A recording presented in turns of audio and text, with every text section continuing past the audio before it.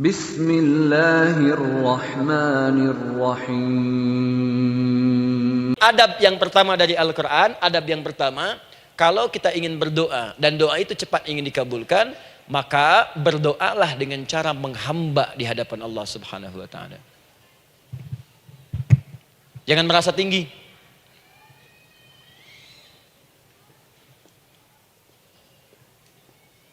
Saya turunkan caranya. Bagaimana cara menghamba itu dengan cara yang baik? Fokus. Wa idza sa'alaka 'ibadi 'anni, Muhammad SAW, jika ada hamba-hambaku bertanya padamu tentangku, ingin mencari-cari aku. Masya Allah, ibu maaf ya, biasanya kan kalau orang mencari Allah, ingin mendekat kepada Allah, entah itu datang ke masjid, bangun malam, biasanya motifnya cuma dua. Satu, ada kebutuhan, pengen berdoa, terus dekat sama Allah. Besok mau arisan, malamnya tahajud. Anak mau ujian, baru puasa, kan? Suami ada proyek, nah, baru baca Quran, kan? Terus itu biasa itu. Biasa, jadi fitrah bu. Tumben jeng tahajud, fitrah. Itu biasa itu. Ya. Yang kedua, taubat dari maksiat. Taubat. Seorang taubat ke masjid, bangun malam, doa, itu biasa. Jadi kalau ada seperti itu tandanya kita hamba normal manusia. Fa inni qarib, kata Allah, katakan Muhammad SAW, katakan kepadanya, janganlah mencari, aku dekat. Dekat, jangan mencari, aku dekat. Jadi bu, ketika kita butuh Allah, langsung dijawab oleh Allah. Kamu mau apa? Aku dekat. Itu secara psikologi memberikan ketenangan yang paling dalam. Saya belum datang di sini sampai jam 8. Ibu tanya panitia, ustadznya mana sih? Ukti, ustadznya mana? Jawaban pertama misalnya, ini belum jelas nih ustadznya. Gak ada kabar. Yang kedua mengatakan, tenang saja, ustadz sudah dekat. Maka yang kedua itu lebih menenangkan kepada kita.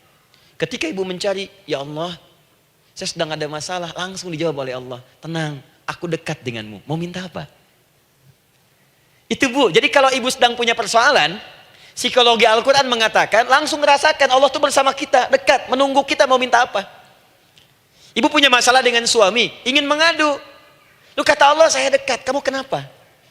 Ada masalah apa? Ayo minta, ayo cerita. Mohon. Ibu punya masalah dengan anak. Ibu punya masalah dengan tetangga, di pekerjaan, kehidupan sosial. Kata Allah, saya dekat. Nah perasaan itu hadirkan dalam jiwa kita. Ini sekarang jarang didapatkan. Jadi kalau ada masalah itu, hal pertama yang dilakukan itu belum ingat Allah itu masalahnya. Di kebanyakan manusia itu kalau punya masalah, selalu ingin yang pertama itu solusinya. Bukan Allahnya. Kan pemilik solusinya Allah. Jadi kalau kita ingat pada yang memiliki, maka apapun yang kita minta akan diberikan. Bahkan ada orang yang saking ingatnya dengan Allah, sebelum minta sudah dikabulkan. Itu yang dahsyat.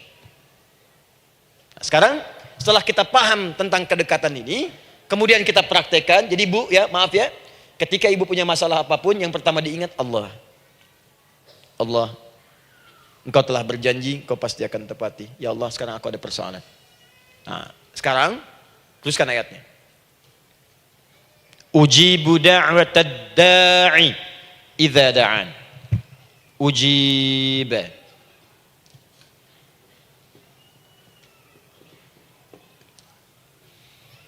Ujibu da'watad da'i idza da'an. Aku pasti akan menjawab, mengabulkan setiap doa hambaku jika dia bermohon kepadaku. Saya ingin ajarkan sedikit di gramatikal bahasa Arab. Ujib itu disebut dengan fi'il mudhari namanya. Saya kasih rumus cepat bu ya. Insya Allah kalau ibu fokus dengan rumus ini, ibu nanti bisa memahami Al-Quran dengan baik. Saya kasih satu kalimat, hafalkan baik-baik. Ini gampang kok. Anita. Ya, Anita. Sudah? Anita. Baik. Hamzah, nun, ya, ta. Satukan Anita. Kalau di dalam kalimat ibu baca Al-Quran, di depannya ada huruf hamzah ini, atau nun, atau ya, atau ta, maka itu rumus mudhari namanya. Gak usah dihafalkan mudharinya. Ya, nggak usah dihafalkan sampai bikin misalnya satu ungkapan, Anita istrinya pamudori, nggak usah, nggak ada kerjaan. Ya, nggak usah dihafal. Saya hanya ingin tunjukkan pemahaman. Kalau ada bentuk seperti ini punya 3 makna. Kalau dalam bahasa Inggris itu disebut present, ya, continuous, dan future. Present, continuous, and future. Sekarang, terus, sampai kapanpun. Sekarang, terus berlangsung, continuous, and future. Sampai kapanpun di masa depan. Ini bentuknya disingkat dengan rumus ini, Anita. Di dalam konteks pengabulan doa, kata Allah, ketika saya akan kabulkan. Kalau kamu punya masalah, kamu berdoa, saya akan kabulkan. Nah, kalimat Allah saya akan kabulkan ini, bentuknya menggunakan mudhari. Ada hamzah di depannya, ujib. Artinya apa? Kalau ibu sekarang berdoa, saya akan kabulkan, kata Allah. Terus kamu berdoa, saya akan jawab. Nanti pun punya masalah di masa depan, kamu berdoa, saya jawab juga. Jadi artinya, tidak ada doa yang sia-sia. Semua doa, ingat, sepanjang kita butuhkan, pasti Allah berikan. Doa itu, sepanjang kita butuhkan, pasti akan dijawab.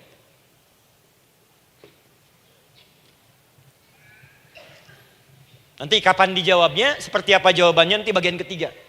Kadang-kadang minta sekarang, dijawabnya nanti. Minta sekarang, dijawab sekarang. Ada yang mintanya A, dijawabnya B, itu yang paling dahsyat. Ya.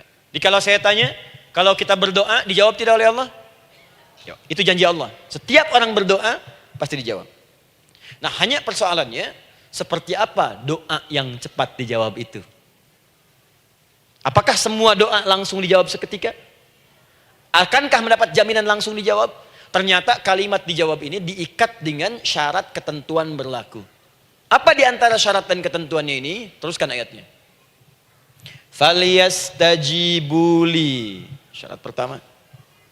Kalau doamu ingin cepat aku jawab, faliyastajibuli. Maka engkau pun harus cepat merespon setiap seruanku. Jawab seruanku dengan cepat. Doa ingin dijawab oleh Allah, maka kata Allah, kamu pun harus menjawab setiap seruanku. Jawab seruan Allah.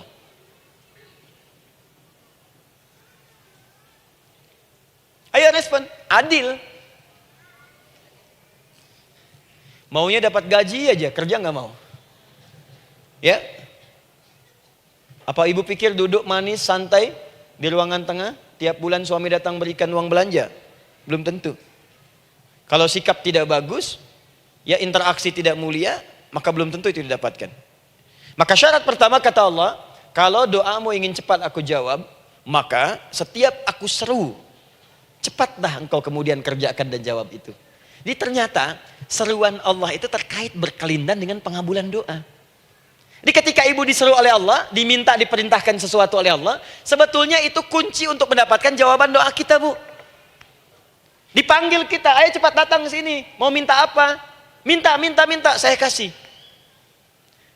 Apa di antara kunci doa itu, Ustaz? Yuk kita lihat. Adalah jawaban dari seruan Allah. Apa di antara seruan Allah itu? Saya beri contoh satu misalnya. Allah perintahkan kita untuk sholat. Bahkan diseru, diingatkan 5 kali dalam sehari. Sholat. Bukankah kita diseru, Bu? Dipanggil 5 kali sehari untuk sholat? Allahu Akbar, Allahu Akbar. Ya? Diingatkan kan? Ayo ingat Allah, ingat Allah, ingat Allah, ingat Allah. Allah Maha Agung, Maha Besar semuanya, dan seterusnya. Perhatikan baik-baik. Apa tujuan Allah menyuruh kita dalam sholat? Ternyata bukan ingin memberikan beban ruku dan sujud. Bukan sujudnya yang penting. Karena semua makhluk tidak sujud pun tidak akan menurunkan status Allah sebagai Tuhan. Allah tetap Allah, gak ada ruginya. Yang rugi kita. Ternyata ketika disuruh sujud, disuruh ruku itu, ternyata yang ditunggu itu bukan ruku sujudnya. Allah nunggu, punya masalah apa? Mau minta apa? Karena itu dalam ilmu fikih, ibu buka semua kitab fikih. Salat itu secara bahasa disebut dengan doa. Nama lain dari doa adalah salat. As-salatu hiya doa. Salat adalah doa. Karena itu semua bacaan dalam salat doa semua. Coba lihat. Baru takbir Allahu Akbar, doa iftitah. Al-Fatihah doa Bu, jangan dikira Al-Fatihah nggak ada doanya. Nih, nanti saya berikan cepat ya, ini highlight dulu. Highlight dulu. Dalam sholat itu ada 4 keadaan. Ingat ini baik-baik. Nanti ibu manfaatkan minimal zuhur, lakukan. Ada berapa keadaan? 4. Ada 4 posisi, 4 keadaan dalam sholat. Yang kalau ibu berdoa benar, meminta di situ dengan benar, itu seketika akan dikabulkan. Seketika. 1 saat berdiri. Berdiri. 2 saat rukuk. Rukuk. 3 saat sujud. 3 saat sujud. 4 sesaat sebelum salam. Berdiri, rukuk, sujud, sesaat sebelum salam. Baik, sebelum saya bahas lebih jauh, saya ingin sampaikan dulu. Jadi ternyata ketika kita diminta oleh Allah menunaikan sholat, itulah cara kita memohon Bu. Itulah waktu kita meminta. Dan dahsyatnya dalam sehari itu 5 kali ditungguin Bu. Mana ada manusia di muka bumi ini buka pintu rumahnya 5 kali sehari cuma untuk memberikan apa yang dibutuhkan. Sesoleh-solehnya Ustadz, gak ada yang mengatakan, ayo 5 kali sehari datang aja ke rumah saya. Kalau butuh apa-apa ambil. Butuh kulkas, ambil kulkasnya. Butuh TV, ambil. Gak ada begitu. Allah itu maha baiknya, 5 kali sehari dipanggil. Dari subuh sampai zuhur. Kita bangun tidur aja, punya masalah nggak? Ayo minta, disuruh sholat 2 rakaat. Dan sholatnya nggak usah banyak-banyak, 2 rakaat aja dulu supaya nggak ada beban. Itu pun kadang-kadang masih lupa berapa rakaat kita sholat. Ya.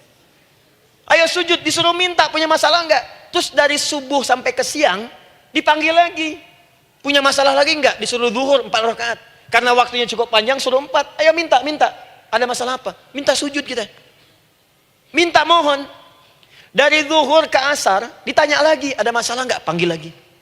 Ke maghrib sampai ke isya sebelum tidur, supaya tidurmu enak, masalah nggak ada, tenang, nikmat, nyaman istirahatnya. Ada masalah nggak? Disuruh sholat lagi.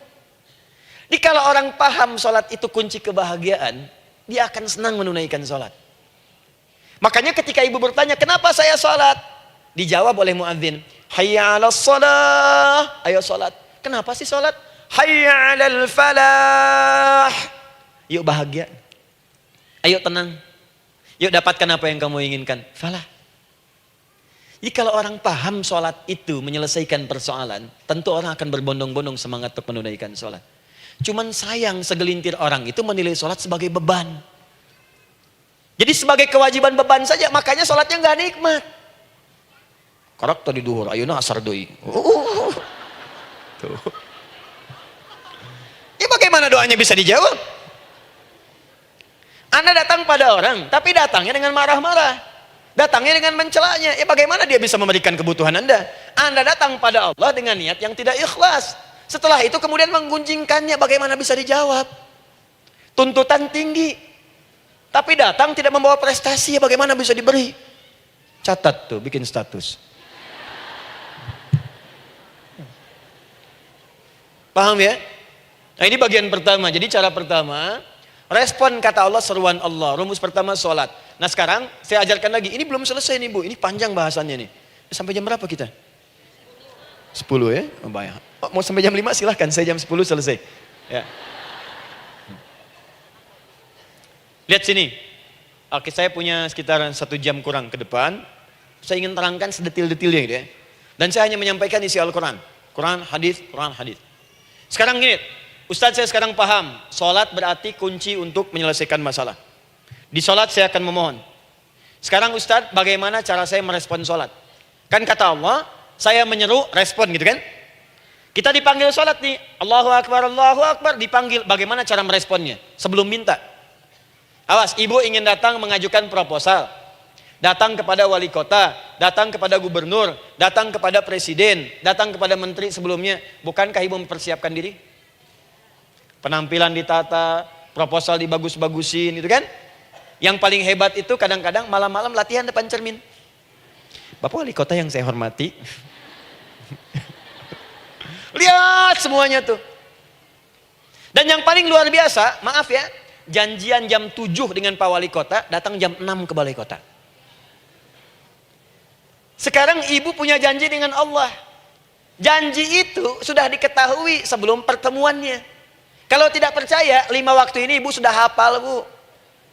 Ya, bahkan disuruh ngapalin oleh Allah. Buka Quran surah ke-4. Surah ibu, surah mama, An-Nisa. Ayat 103, Quran surah 4 ayat 103.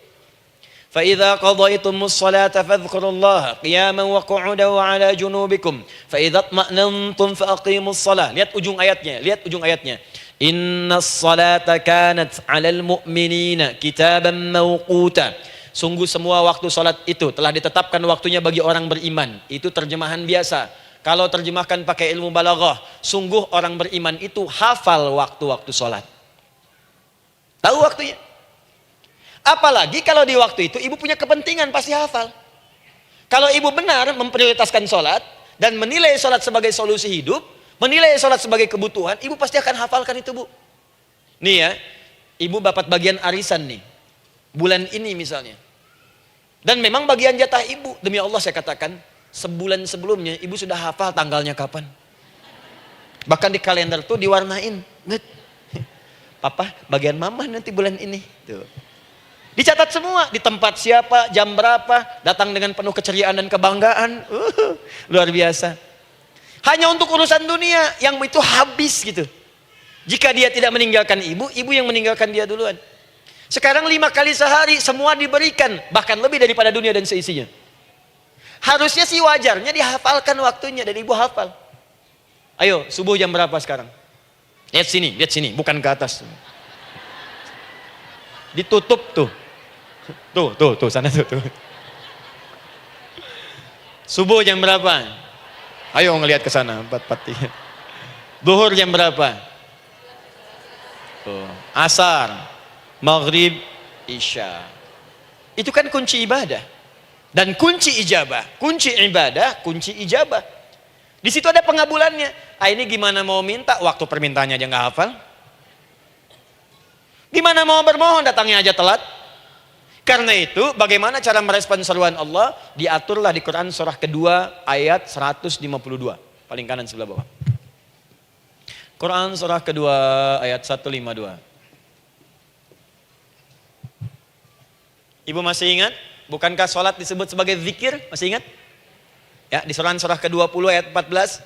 Wa aqimis sholata lidzikri, tunaikan sholat sebagai zikir kepadaku. Sekarang lihat ya. Lihat ketentuan Allahnya. Kalau ibu dipanggil untuk sholat, dipanggil untuk zikir, cepat respon. Ibu cepat respon, Allah pun akan cepat merespon permintaan ibu. Lihat kalimatnya. Fadhkuruni adzkurkum. Fadhkuruni adzkurkum. Kalian mengingat saya, maka saya pun akan ingat dengan kalian. Kalian zikir kepada saya, ingat saya, kata Allah, maka saya pun akan ingat kalian. Di antara makna zikir, salat. Jikalau ibu salat mengingat Allah dengan cepat, maka Allah pun akan cepat mengingat kita. Contoh.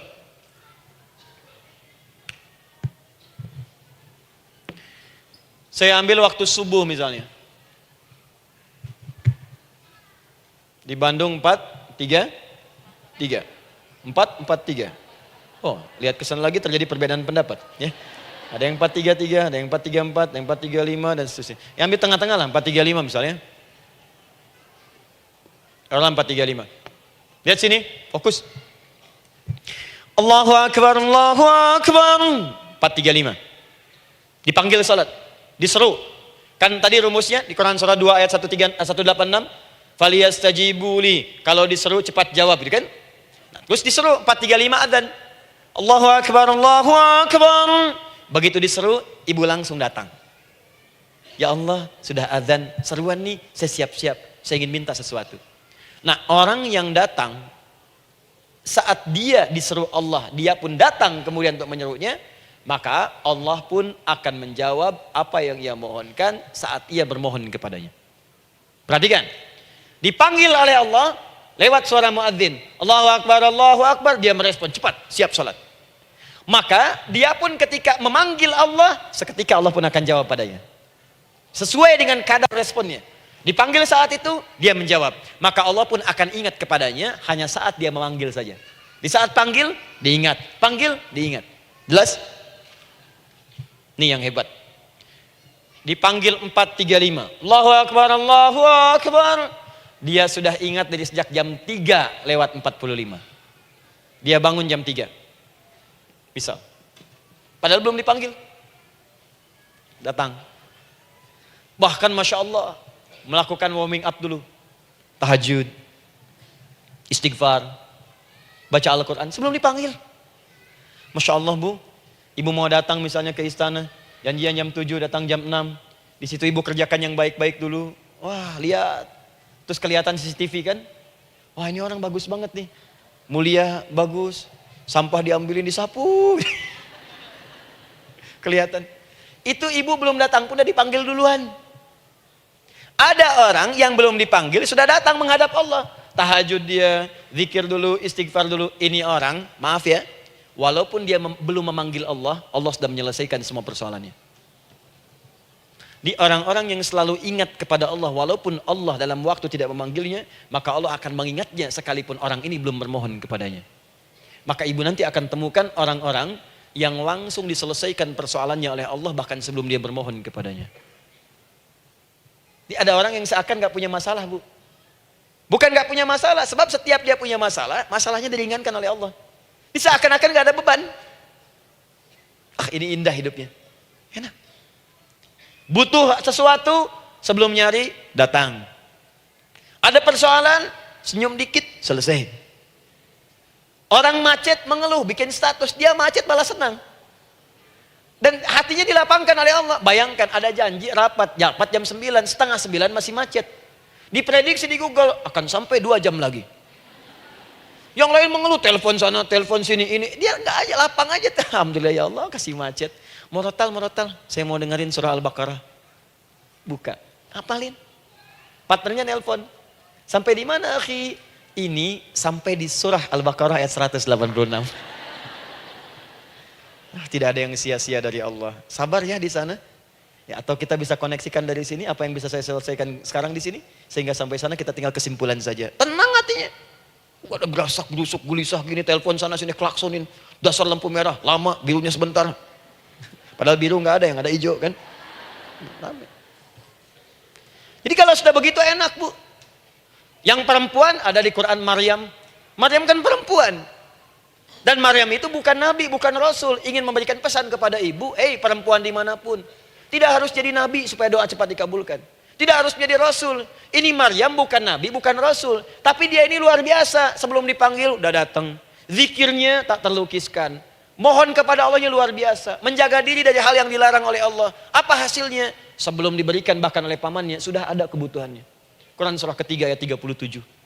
Kullama dakhala 'alaiha Zakaria al-mihraba wajada 'indaha rizqa. Setiap pamannya mau memberikan kebutuhan Maryam sudah ada di dalamnya, Bu. Sudah ada. Itu luar biasa. Mau makan, makanan ada. Mau anggur, anggur ada. Ya. Wah, itu luar biasa, Bu. Jadi bermohon bahkan sebelum waktunya. Sentuhlah ia tepat di hatimu, maka ia akan jadi milikmu untuk selamanya. Wah. Nah, itu doa tuh. Aduh, mana-mana. Paham? Tuh. Jadi kalau yang standar-standar saja itu biasa. Maka datang sebelum waktunya. Datang. Atau datang pas dipanggil, standar. Jadi kalau 4.35 adzan, Allahu Akbar, Allahu Akbar. Ibu bangun, siap sholat, siap sholat. Itu standar. Yang dulu bahagia. Naikin lagi levelnya. Yang celaka itu ya ini nih. Dipanggil 4.35, baru bangun 5.34.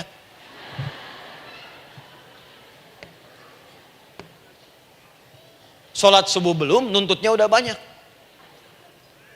Ya Allah, kurang apa lagi aku bermohon kepadamu. Sudah aku meminta sekarang, sholat subuh aja belum. Jadi mana keadilannya? Jadi yang pertama, respon seruan Allah. Disitulah Allah pun akan cepat merespon apa yang kita kemudian butuhkan. Jadi yang pertama lewat sholat ya Bu ya. Ingat sholat.